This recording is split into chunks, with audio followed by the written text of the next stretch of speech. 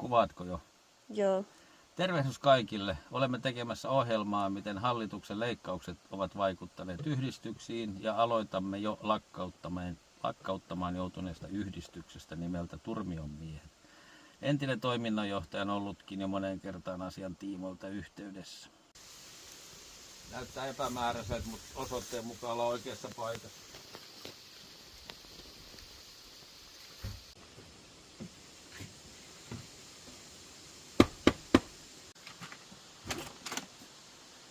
Päivää, etsitään Kerttu Virtassa, tultiin sovitusti tekemään juttua.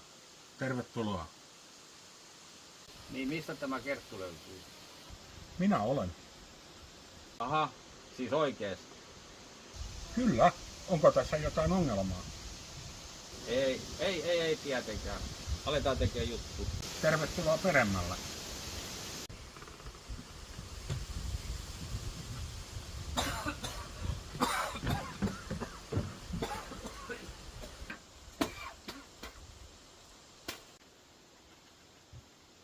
Voi olla, että uusi teos vain tuoksuu hieman voimakkaalle. Voitaisko haastattelu tehdä ulkona? Joo, kyllä. Ennen kuin mennään yhdistyksen asioihin, niin voitaisiko käydä läpi vähän ensin teitä henkilöä? Ei mielellään, mutta tämän kerran olkoon. Jos oikein tulkitsen, niin ilmeisesti olette vaihtanut sukupuolta. Mikä sai teidät tähän ratkaisuun ja mikä oli entinen nimenne? En halua kertoa nimeä, enkä muistella ahdistavia vanhoja aikoja. Ilmeisesti kuitenkin myös seksuaalisella puolella on asian kanssa jotain tekemistä. Ne ovat minun henkilökohtaisia asioita. Minulta ei ole leikattu mitään, paitsi tukia. Saatanan hallitus. Eli olitte ennen naisten kanssa ja olette edelleen naisten kanssa. Eli tulkitsenko nyt teidät lesboksi, mutta oli miten oli. Miten esimerkiksi uimahallilla käyminen? Käyttekö naisten pukuhuoneessa, jos käytte, niin miten naiset suhtautuvat siihen? Nainen menee naisten pukuhuoneeseen, mies menee miesten. Onko tässä joku ongelma?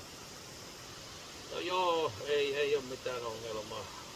Mulla on tässä vähän raporttia tästä teidän Turmion miehen yhdistyksen. Eli se siis tarjosi vertaistukea ja toimintaa päihdeongelmaisille. Ja tälle vuodelle että enää saaneet tukea. Luin myös raportin, jossa mainittiin, että pääosa tuesta oli mennyt teidän palkkaanne, loput alkoholin ja taksimatkoihin. Tuki oli kuitenkin 157 000 euroa vuodelle. Miten kommentoitte tätä? Täytyyhän jonkun johtaa toimintaa. Ja kun meillä ei ollut mitään lääkeoikeuksia, millä lievittää vieroitusoireita, niin haettiin loiventavia Alkosta taksilla, kun ei ollut kellään korttia. Ja pitää sitä muitakin asioita hoitaa. Kaikkihan sen tietää, ettei pitkää ryyppyputkia voi lopettaa kuin seinään. Siinähän voi henki lähteä.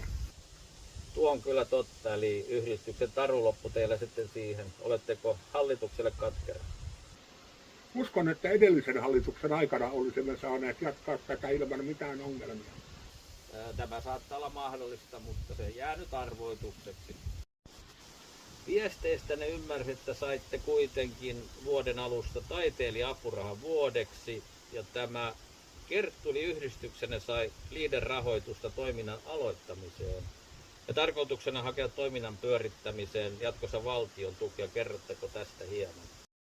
Naisena sain helpommin apurahan ja teen taidetta omasta ulosteestani ja järjestämme muillekin kiinnostuneille kursseja ja pyöritämme myös pingviinikaraokea.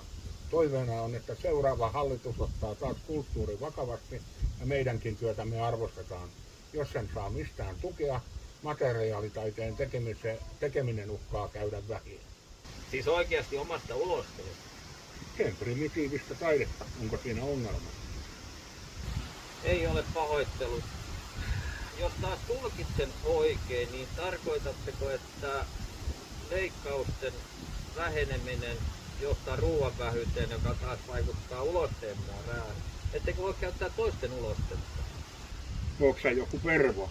alkaisitko itse läträämään toisten ihmisten paskalla? No joo, kuulostaa sairaalta, jos tolleen ajattelee, mutta en kyllä omallanikaan ulosteella alkaisi touhua. Siksi et olekaan taiteilija, tuskin pätevä toimittajakaan.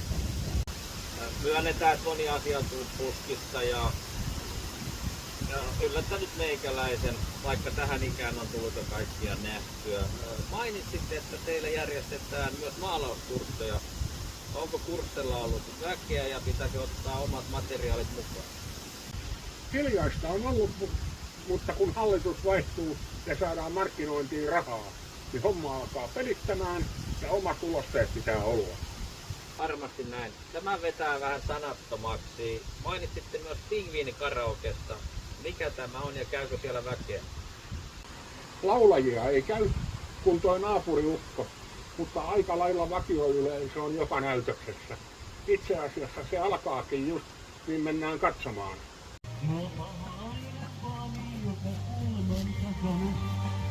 Missä vain mä kuljen, kuiskii kielet takaa. Mulla varjo aina auringosta osaan piilottaa. Kauneimpiinkin uniin siipiensä liihottaa.